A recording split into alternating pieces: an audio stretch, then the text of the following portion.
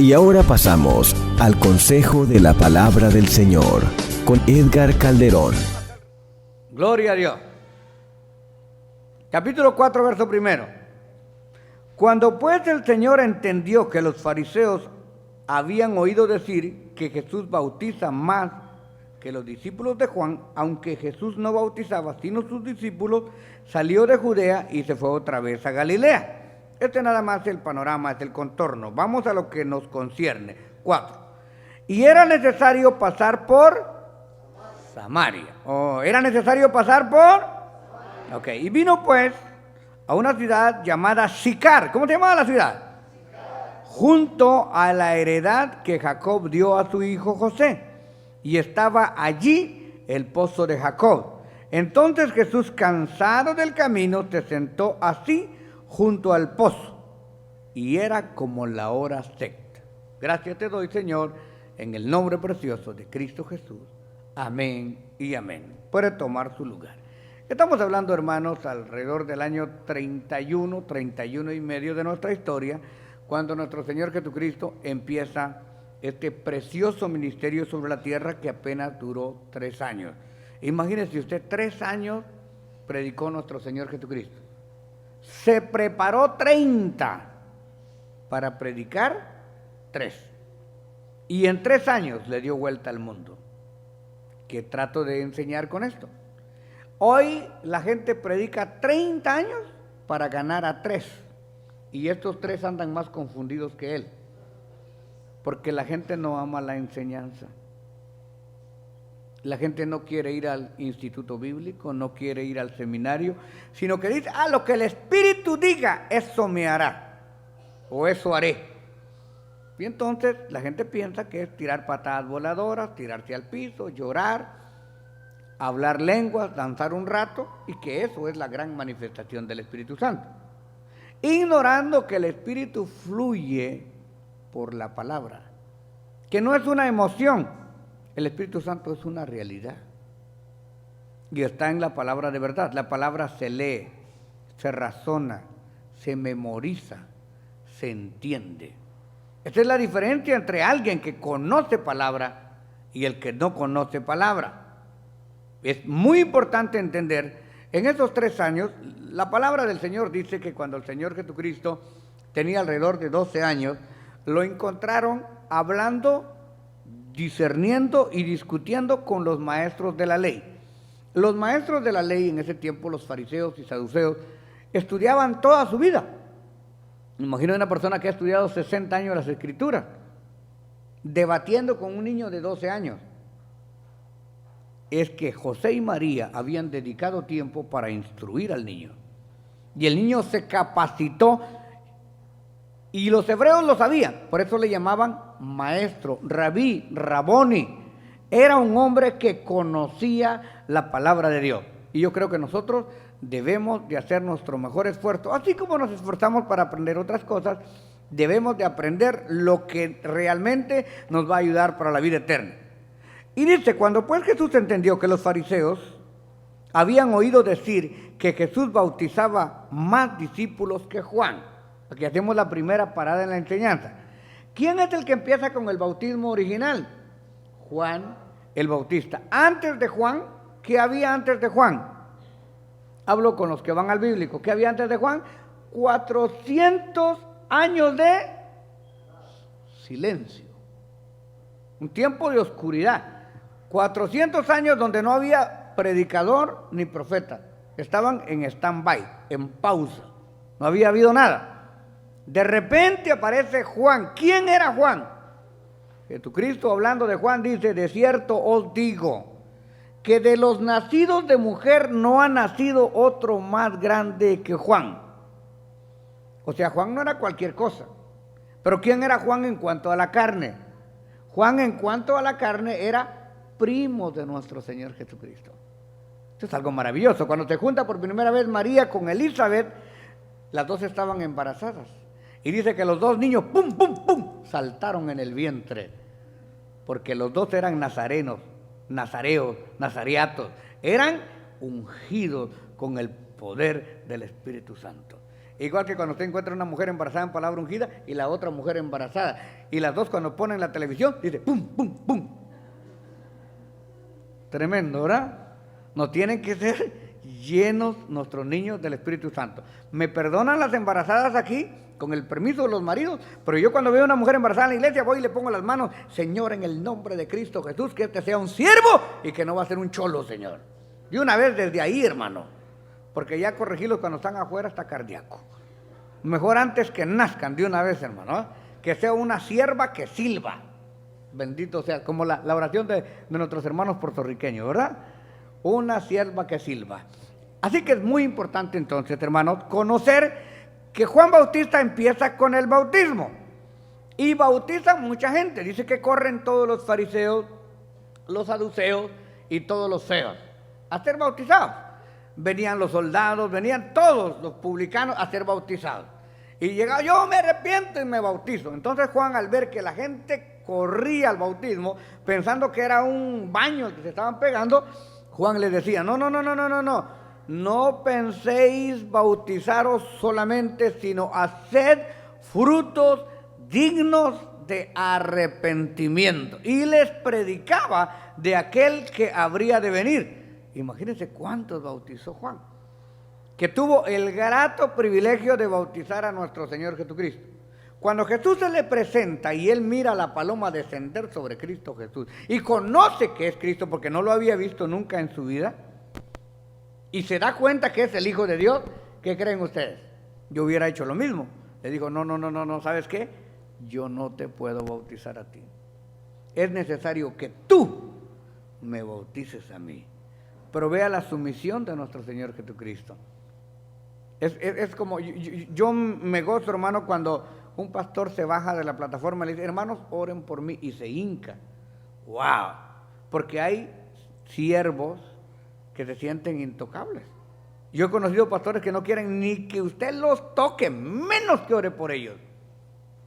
Se sienten los ungidos, los que levitan, ¿no es cierto? Aquí podemos aprender nosotros esto. Nuestro Señor Jesucristo le dice a Juan, ¿sabes qué? Deja que pase así. Está escrito, Juanito, no te preocupes. Yo necesito ser bautizado por ti, bautízame. Y cuando Jesús, a esto yo le llamo el bautismo original, salió del agua, quiere decir que se metió al agua. El bautismo es inmersión, es sumersión. Si a usted lo rociaron, no está bautizado. El bautismo es inmersión, sumersión, sujeción, arrepentimiento, nuevo nacimiento. Cuando Jesús salió del agua, los cielos se abrieron. Vemos al Hijo en el agua, la voz del Padre que dice, este es mi Hijo amado, a él oíd. Y se manifiesta el Espíritu Santo en forma de paloma. No que sea una paloma, sino que se manifiesta en forma de paloma. El Espíritu en forma de paloma, el Padre hablando y el Hijo en el agua. Padre, Hijo y Espíritu Santo, la cúpula, el gobierno de Dios, en un mismo punto, manifestados de la misma manera, simultáneamente. Maravilloso. Y Juan ahí bautizando, imagínense qué grandeza esa, ¿no es cierto? Y la gente se bautizaba a granel, pero de repente oyen los fariseos y los saduceos y dicen que Jesús bautizaba más discípulos que Juan. ¿Con cuánta razón? Si Juan dijo, a él le conviene crecer y a mí me conviene menguar. ¡Qué maravilloso! Es como cuando yo veo un jovencito predicando y ustedes digo, a él le conviene crecer. Cuando yo veo grupos, hermanos de la iglesia que se levantan, yo ya casi, pues ya no salgo a cantar, me invitan a salir a predicar y todo, ya no voy. ¿Por qué? Porque yo ya estoy enamorado de Cristo, de la iglesia, ya no siento eso que sentía antes de salir. Cuando veo a los hermanos que hacen eso, yo los aplaudo, les conviene crecer. Qué bonito es reconocer que uno no lo puede hacer todo en el mundo, que hay gente más preparada que nosotros que lo pueden hacer. Por ejemplo, hermano, vean el piso cómo quedó. Es una admiración, para mí yo no puedo hacer eso.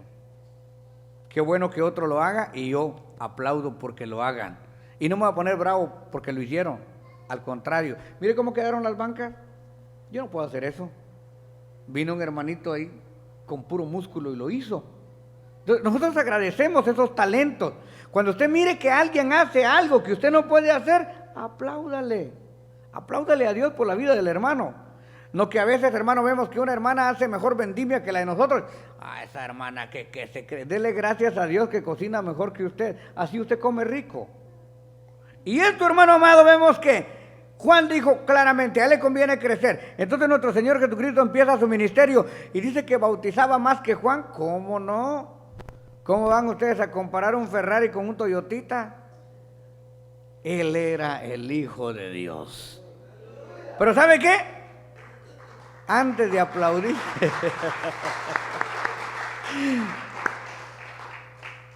¿sabe qué es lo más hermoso de esto? Que no era Jesús el que bautizaba, sino que eran los discípulos. Bueno, así que no, ¿verdad?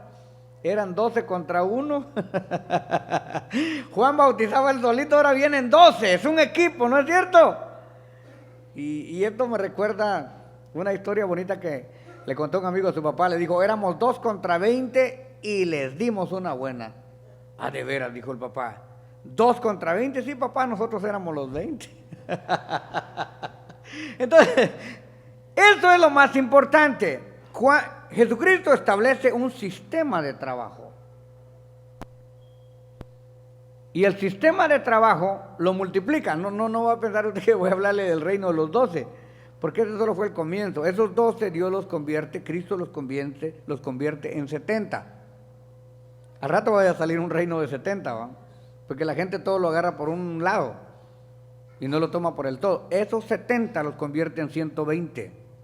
Esos 120 los convierte en cientos de miles de creyentes diseminados por el mundo entero predicando la palabra.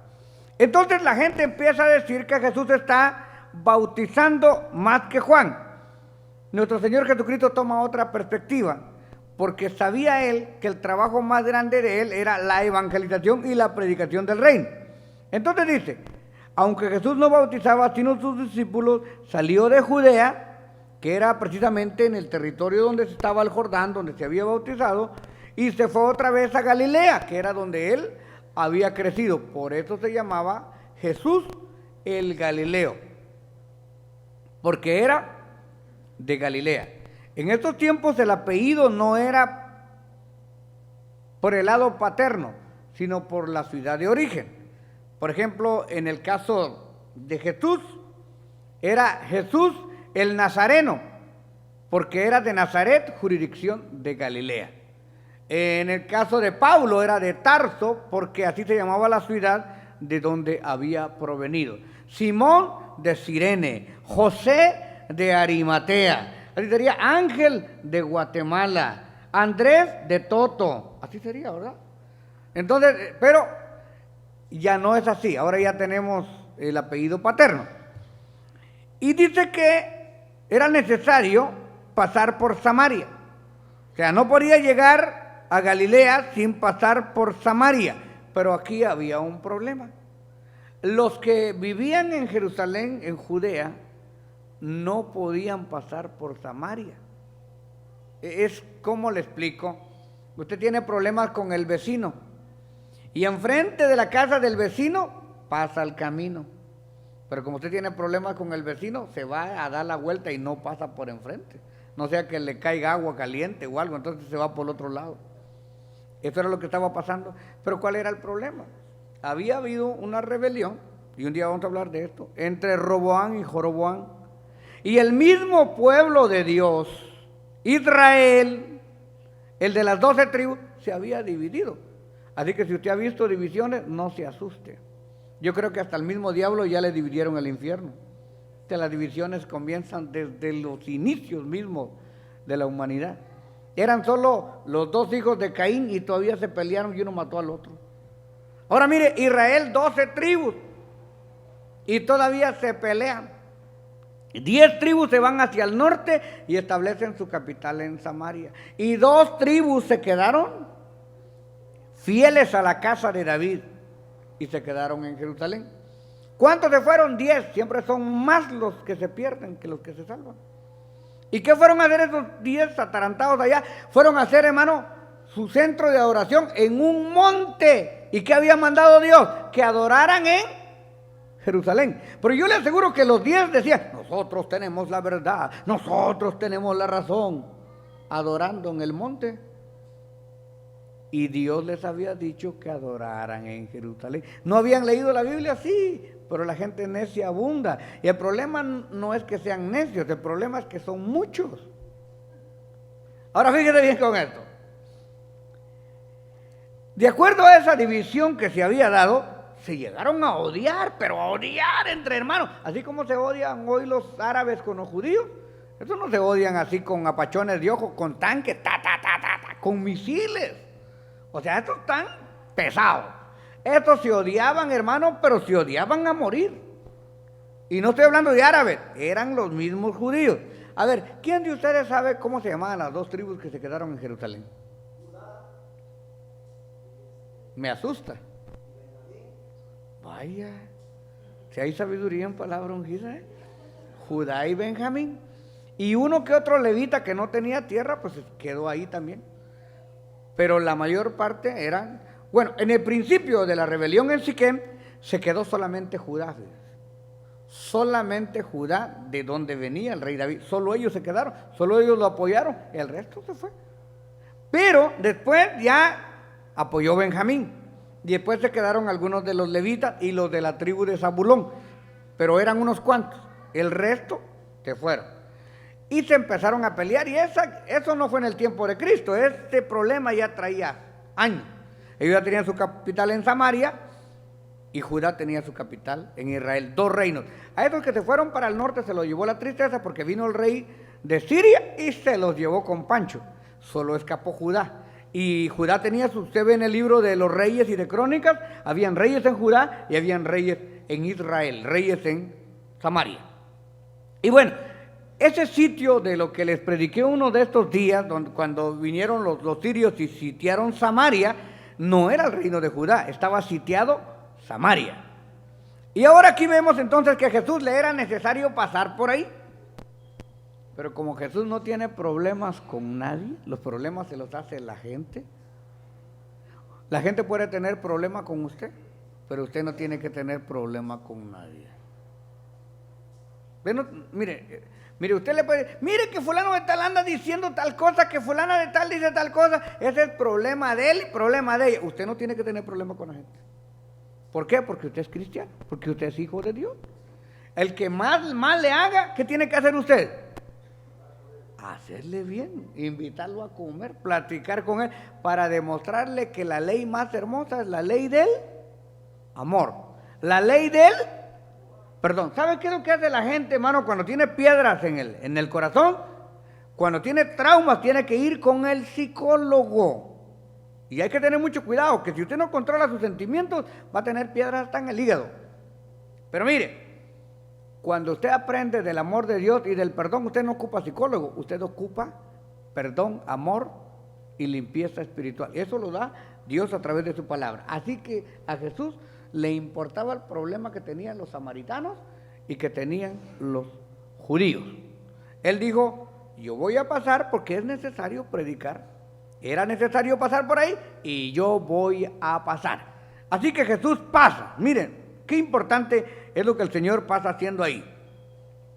Y le era necesario pasar por Samaria. Verso número 5. Vino pues a una ciudad llamada Sicar. ¿Cómo se llama la ciudad?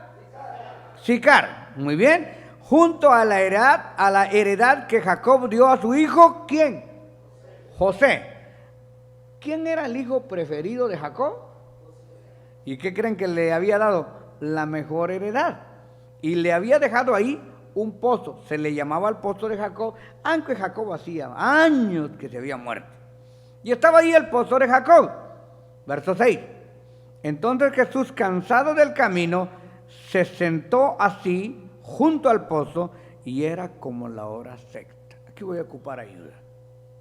¿Cuál era la hora sexta? De acuerdo a nuestro reloj temporarizador de este tiempo. ¿Hora sexta? ¿Las 11 de la noche o de la mañana? Bueno, más o menos. A ver, la hora sexta.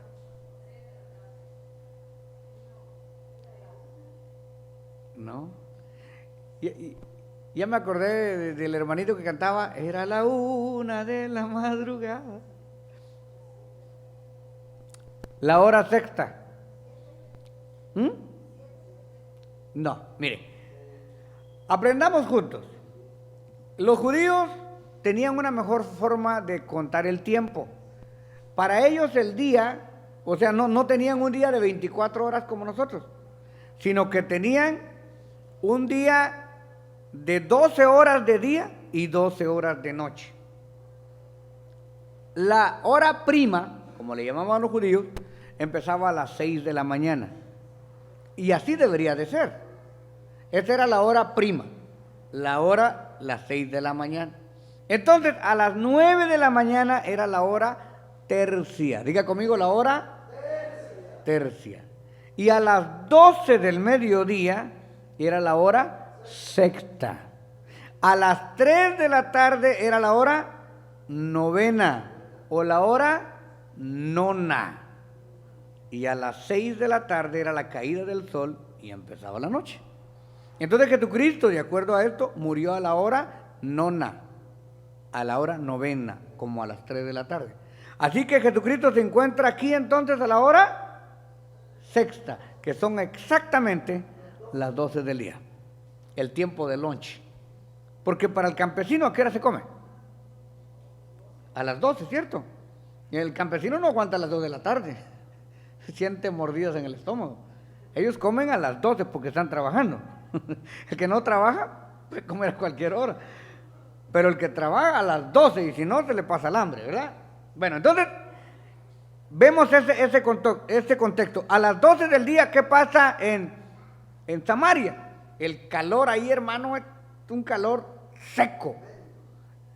En ese tiempo era mucho desierto. Ahora, gracias a Dios, Dios ha cumplido la profecía de Isaías e Israel ha reverdecido. Israel es un país moderno, cosmopolita, muy precioso ahora, pero en ese tiempo era desierto y había bastante calor. Jesús estaba cansado a esa hora, vino y se sentó junto al pozo de Jacob. Entonces, cansado del camino, se sentó al pozo y era como la hora sexta. Estaba cansado y sudoroso. ¿Dónde estaban los discípulos?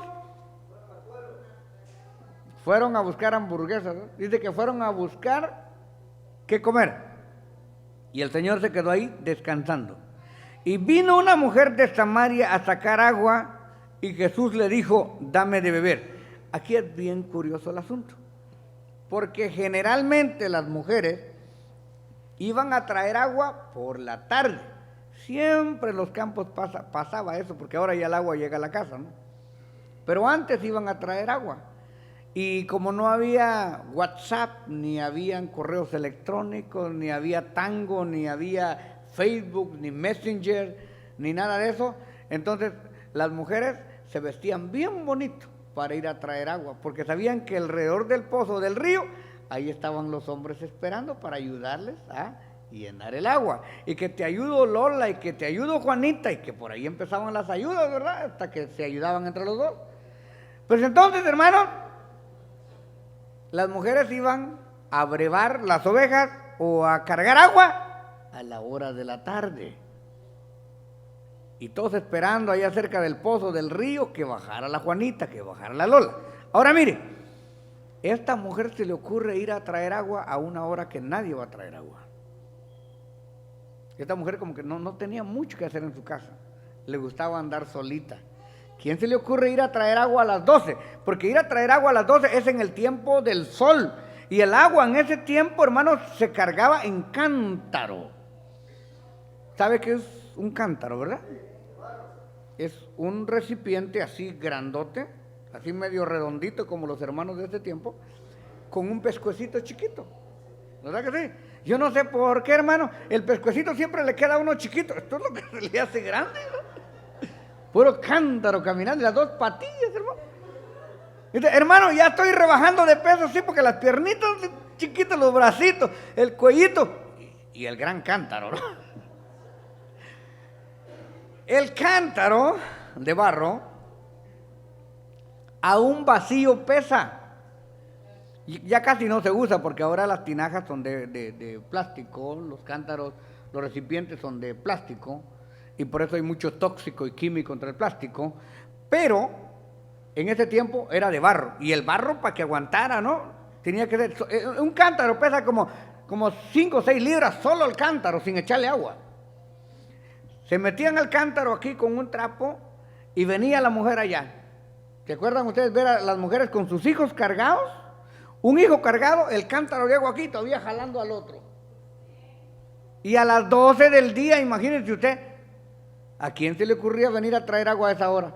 Solamente a una mujer que andaba sola, porque si una mujer hubiese tenido marido o responsabilidad, o padre, una doncella, el papá a las 12 del día no la dejaba salir, tenía que ir a traer agua o en la mañana o en la tarde porque estaba en la salida o la puesta del sol.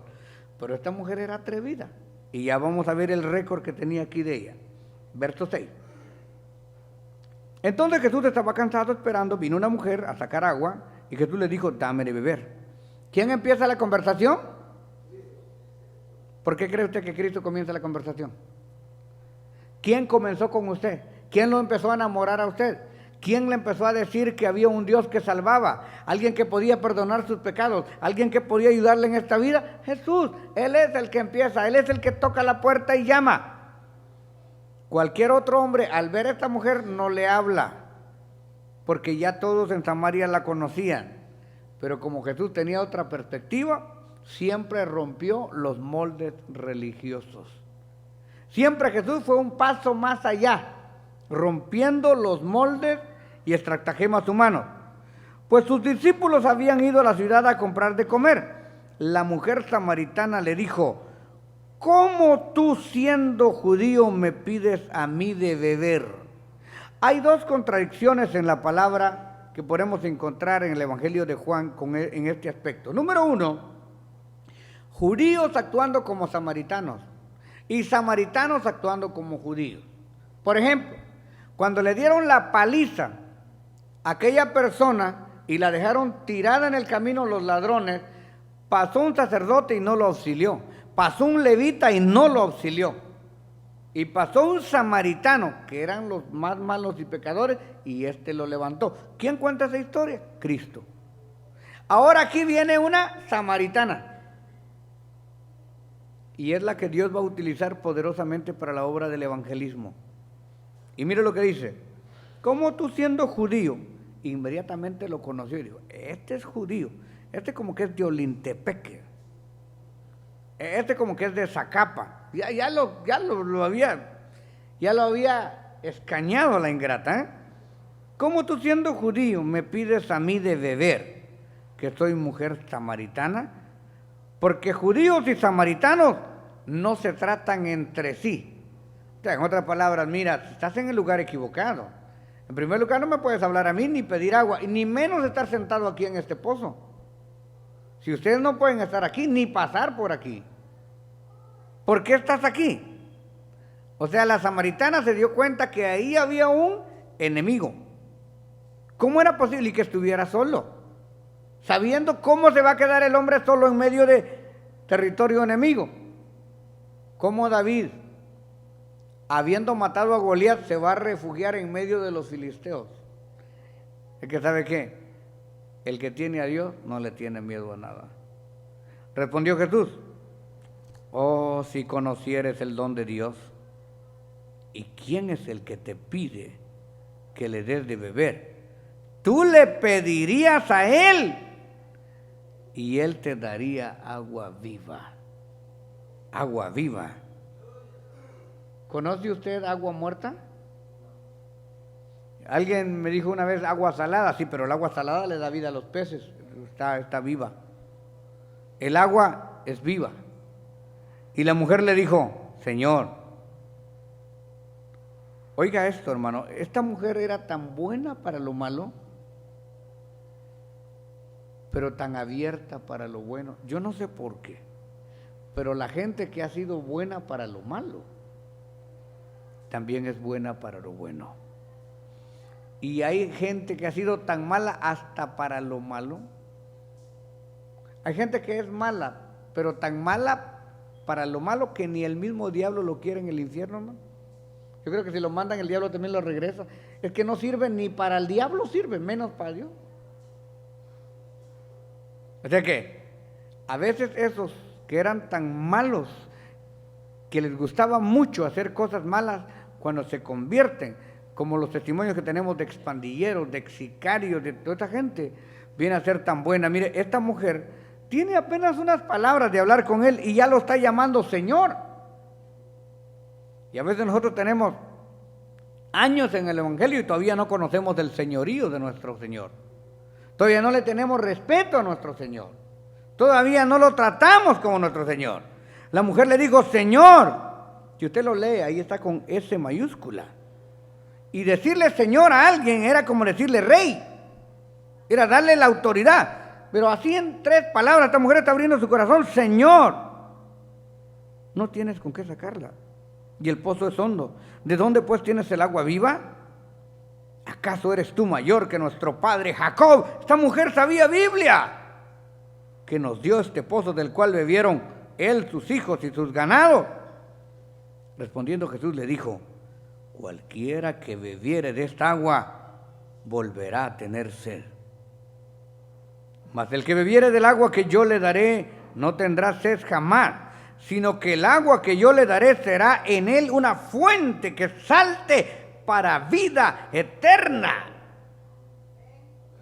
La mujer le vuelve a decir ya 2 veces, Señor, dame de esa agua para que no tenga yo sed ni venga aquí a sacarla. Yo estoy admirado de esta mujer. Independientemente del background que traiga, tiene una perspectiva amplia de un cambio de vida. Esta mujer tiene sed, tiene ganas de aprender y tiene ganas de crecer. Jesús le dijo, ve, llama a tu marido y ven acá.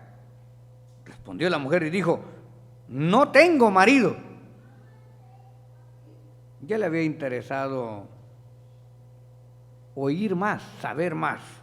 Y estaba diciendo la verdad. Jesús le dijo, bien has dicho, no tengo marido, porque 5 maridos has tenido, y el que ahora tienes no es tu marido. O sea, ahora tienes uno, pero tampoco es tu marido. Entonces, ¿qué era?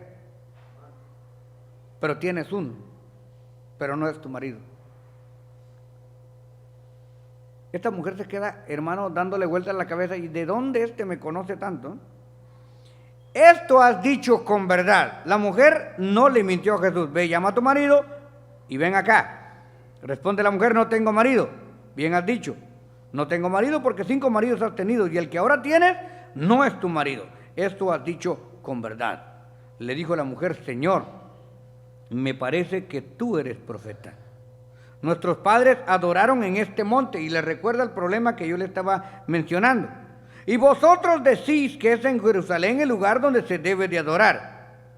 Y aquí Jesucristo establece un nuevo precepto. Vea lo que dice Jesucristo. Mujer, creedme que la hora viene cuando ni en este monte ni en Jerusalén adoraréis al Padre. Vosotros adoráis lo que no sabéis. Nosotros adoramos lo que sabemos. O sea, ¿quién tenía razón? ¿Judá y Benjamín o los otros 10 que se fueron para el norte? Pero aquí Jesucristo está diciendo claramente, ustedes adoran lo que no saben. ¡Guau! Años tenían que estar quemando sahumerio en ese monte. Nosotros adoramos lo que sabemos. Y hasta la fecha la gente sigue yendo a hacer sus vigilias a los montes. Regresan todos endemoniados. No saben lo que hacen. Y nosotros sabemos que es en el altar donde tenemos que orar, ¿no es cierto? Nosotros adoramos, ¿qué dijo Cristo? Lo que sabemos. Ustedes adoran lo que no saben. Pero te voy a decir algo. Viene la hora en que ni en Jerusalén ni en este monte. Viene la hora en cuanto los verdaderos adoradores adorarán al Padre en espíritu y en verdad. Porque también el Padre tales adoradores busca que le adoren. Viene la hora, mujer, que me van a adorar en Roma, me van a adorar en Bruselas, me van a adorar en Brasil, me van a adorar en Guatemala, en Estados Unidos, en toda la tierra. Ya no va a ser Jerusalén solamente el centro de oración, y menos este monte donde ustedes se confundieron. Va a llegar la hora, mujer, donde el altar de cada corazón estará hirviendo ante la presencia de Dios, donde ustedes serán el templo, donde podrán adorar en todo lugar, en toda nación y en toda lengua.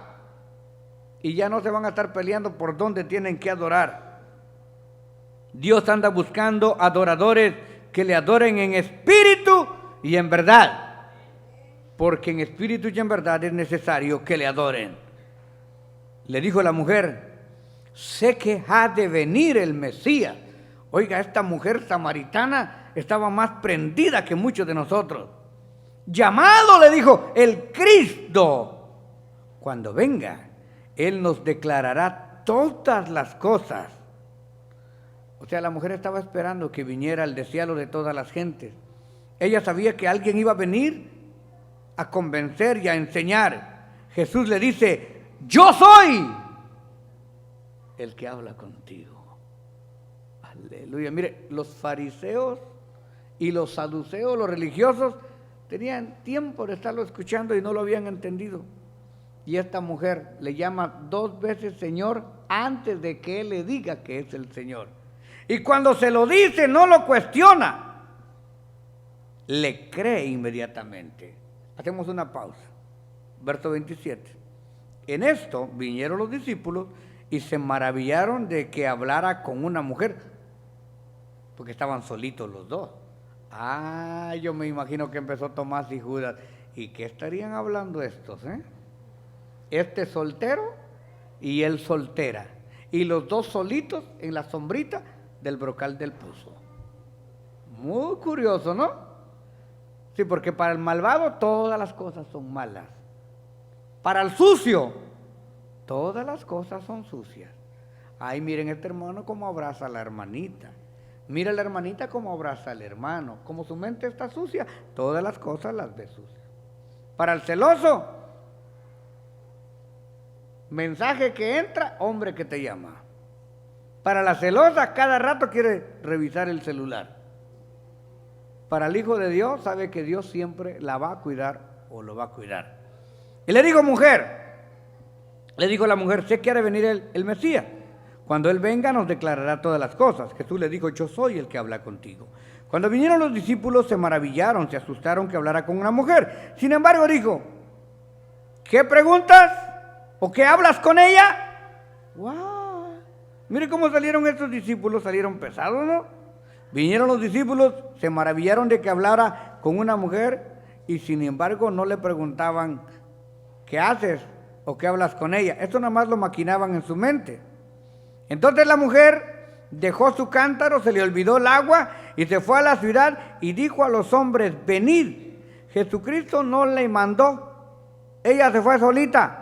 Venid, ved a un hombre que me ha dicho todo cuanto he hecho. ¿No será este el Cristo? Este signo de interrogación no era que ella tuviera duda, sino que está diciendo, ¿cómo es posible que un hombre me diga todo lo que soy? Y yo creo que este es el Cristo. Entonces salieron de la ciudad y vinieron a Él. Vino un montón de gente. Entre tanto que los discípulos le rogaban diciendo, Rabí, que quiere decir maestro, come. Verso 32, Él les dijo, tengo una comida mejor que comer, que vosotros no sabéis. Entonces los discípulos se decían los unos a los otros, ahora sí un poco más dudosos, ¿le habrá traído alguien de comer? Y Jesús le dijo, mi comida es que haga la voluntad del que me envió y que acabe su obra. ¿No decís vosotros aún faltan 4 meses para la siega? He aquí digo, alzad vuestros ojos, mirad los campos, porque ya están blancos para la siega. Y el que siega recibe salario y recoge fruto para vida eterna, para que el que siembra goce juntamente con el que siega. Porque en esto es verdadero el dicho, uno es el que siembra y otro es el que siega. Yo os he enviado a segar lo que vosotros no labrasteis. Otros labraron y vosotros habéis entrado a sus labores. Y tiene la mejor comida, el mejor almuerzo, todo el pueblo de Samaria sale a escuchar la palabra de Dios a través de esta mujer. Hermanos amados, ¿cómo le pondrían ustedes a esta enseñanza? Yo le pondría el corazón dispuesto al evangelismo. Encontramos una mujer con estas características que no difieren mucho de las nuestras. Pecadores, desconocedores de la verdad de Dios. Un día Cristo se nos aparece en el camino, se sienta cerca del brocal del pozo de las aguas, nos llama por nuestro nombre, suple nuestras necesidades, perdona nuestros errores, le reconocemos como Rey y Señor y nos envía a llamar a los que necesitan la palabra. Muchos teólogos cuestionan esta situación diciendo que la mujer no puede predicar. No, la mujer sí puede predicar. Lo que no puede la mujer es ejercer autoridad sobre el varón. Pero esta es la primera predicadora que yo veo del Nuevo Testamento que tiene un potencial de envergadura de traer a tanta gente en un solo momento. La mujer sí puede predicar. La mujer puede dar las buenas nuevas de salvación. Después encontramos otras mujeres como Priscila, la esposa de Aquila, que también predicaba la palabra del Señor. Obras maravillosas de la predicación como el caso de Tabita y otras mujeres que están en el ministerio. Pero esta mujer, hermano, en una sola tarde convierte casi la ciudad de Samaria. Es algo increíble. Dios anda buscando corazones dispuestos. Y Dios usa las obras malas para transformarlas en obras buenas.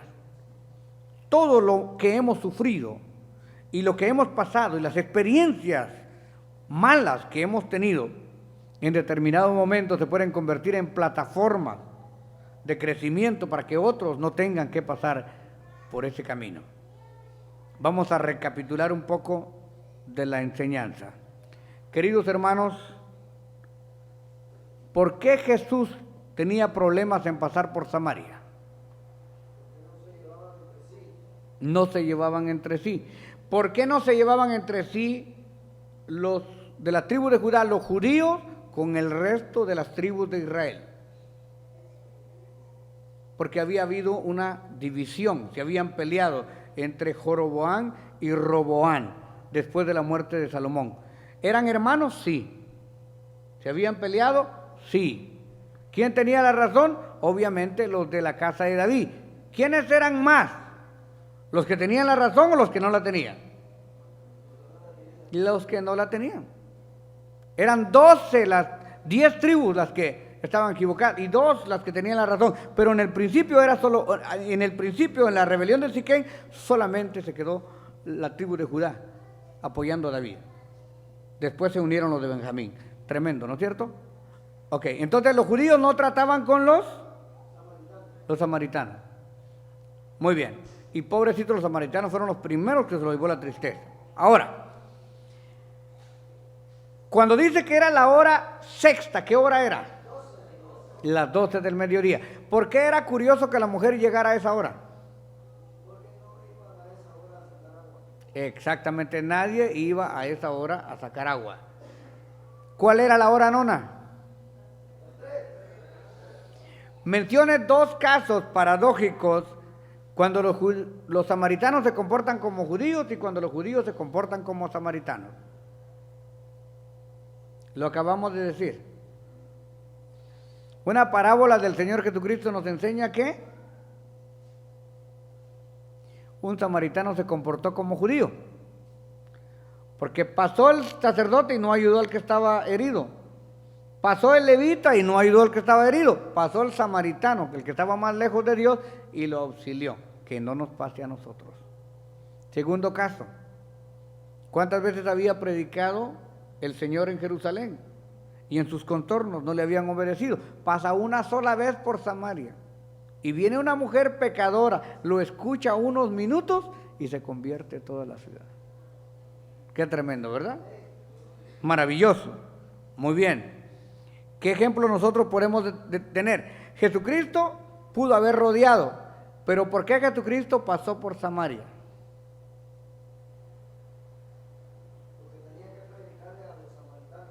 Exactamente. Porque usted y yo tenemos que aprender a no tener problemas. Si la gente tiene problemas con usted, que los tengan ellos. Pero usted no tiene que tener problemas con nadie. La palabra del Señor dice, en cuanto esté de vosotros, estad en paz con todos los hombres. ¿Por qué? Porque si usted tiene odio en su corazón, tiene resentimiento en su corazón, tiene envidia en su corazón, si usted odia a una persona y Cristo viene en ese momento, honestamente dígame, ¿se va o se queda? Pero si ha predicado, y si ha ayunado, y si ha predicado 60 años el Evangelio, se queda, ¿verdad que sí? Por eso el Señor Jesucristo no sembraba pleitos, sembraba. ¿Qué fue lo primero que vio la mujer cuando vio al hombre ahí sentado? Exactamente. Lo vio como con recelo, ¿verdad? Como enemigo, porque ella sabía, y lo primero que le dice, no, tú no puedes estar aquí, porque los judíos no se tratan con los samaritanos. ¿Qué es lo primero que usted ve en una persona? Lo malo. Lo que le da miedo, ¿verdad que sí? Dice, ay, Dios mío, este es de tal parte. Pero Jesucristo no vio esto. Jesucristo le empieza a hablar a ella del amor de Dios, independientemente que no se trataran los judíos con los samaritanos. Cuando usted ve a una persona, ¿qué es lo primero que le ve? Los pelos parados, el arete en la nariz, la cola atrás, o los pantalones de pachuco. Es lo primero que usted le ve. No le ve el alma. Esta mujer para todos era pecadora, pero Jesucristo no vio su pecado, vio su necesidad. Cuando usted ve a una persona, ve a esa persona como un alma que necesita de Dios. Y entre más mal portada está esa persona, más hambre y sed tiene de Dios. No necesitamos juntarnos tanto con los santos, sino con los pecadores. Jesucristo fue a buscar a los pecadores y ahí se le aparece a esta mujer. ¿Cuál es la primera pregunta que Jesucristo le hace a esta mujer? O sea, esta es la primer orden que le da, ¿verdad? Pero la primera pregunta o la perspectiva de la conversación empieza con ¿dónde está tu marido? Y la mujer le contesta, mire, bien honesta, no tengo marido. Estoy solterita, Señor, no tengo compromisos. Tienes razón, 5 has tenido y el que ahora tienes no es tu marido. Tremendo. ¿Qué es lo que Jesucristo le ofrece a la mujer? ¿Qué es lo que Jesucristo le sigue ofreciendo a usted esta mañana? ¿Qué diferencia hay entre el agua viva y el agua muerta? ¿Alguien me puede dar un ejemplo de el agua muerta? ¿Cuál es el agua muerta? Amén. Pero hablando de agua, es el agua que no corre, el agua que se estanca, se pone verde, crea zacates, sapos, tepocates, víboras, porque el agua está muerta, se hace liga. El agua es blanca, pero cuando se deposita y está limpia se ve azul, pero cuando el agua se echa a perder se ve verde. Así que si usted ve a una persona, hermano, con odio, resentimiento, deseo de venganza, se le pudrió el agua. Ya tiene sapos y tepocates. Necesita abrir la represa y el agua tiene que fluir, porque corriendo se limpia el agua entre las piedras. Las piedras van quedando verdes y el agua sigue corriendo. No se estanque. Aprendamos a transitar y a crecer. Cuando vienen los discípulos, ¿qué es lo primero que le preguntan al maestro? Pues no se lo preguntaron, sino lo preguntaron entre sí. Pero lo primero que le preguntan es, vea, volvamos a leerlo un poquito para que entendamos esto. Verso 27, en esto vinieron los discípulos y se maravillaron de que hablara con una mujer. Sin embargo, ninguno le dijo, ¿qué preguntas o qué hablas con ella? Nada más lo pensaron. La gente va a pensar de usted mal, pero pocos se lo van a decir en la cara. La mayor parte solo lo va a decir a espaldas. Entonces dejó su cántaro, fue a la ciudad y dijo a los hombres, venid y ved, he visto un hombre que me ha dicho todo lo que he hecho, ¿no será este el Cristo? Entonces salieron los de la ciudad y vinieron a él. Entre tanto los discípulos le rogaban diciendo, Rabí, come. Y él les dijo, no tengo una comida que comer, que vosotros no sabéis. ¿Cuál era la comida del Señor? Hacer la voluntad del Padre. ¿Cuál es nuestra verdadera comida? Ver las almas que se conviertan a los pies de nuestro Señor Jesucristo. Estamos en pie en esta hermosa oportunidad. Le damos gracias a Dios por esta enseñanza y pasamos el tiempo a nuestros hermanos jóvenes y niños que van a exponer. Eterno Padre Celestial, te agradezco por darnos esta agua viva, esta agua que salta para vida eterna. Ayúdanos, Señor, a amar a las almas, a amar a nuestros hermanos, a no tener problemas con nadie. Ayúdanos a amar, a perdonar y perdónanos a nosotros que constantemente te fallamos, Señor. Ayúdanos a hacer tu obra, ayúdanos a hacer tu trabajo. Permite, Padre, que todas las cosas malas sean transformadas en buenas, que cada problema de nuestra vida sea un instrumento que nos ayude a crecer. Padre, deposita paz, amor, sanidad y bendición en cada uno de nuestros oyentes. Especialmente, Señor, aquellos que hoy estuvimos aquí bebiendo el agua que salta para vida eterna.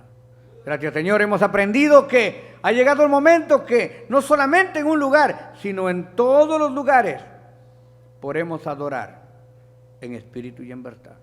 Por todo esto, Señor, te amamos, te bendecimos y te damos gracias. Amén.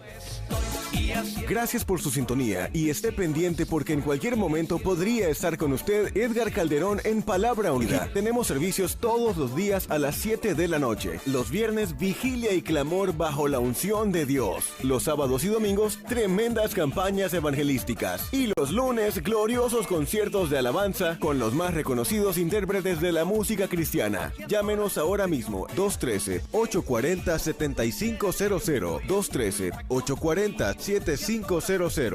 Estamos esperando por usted. 213-840-7500. 213-840-7500. Palabra ungida. Tu vida cambiará.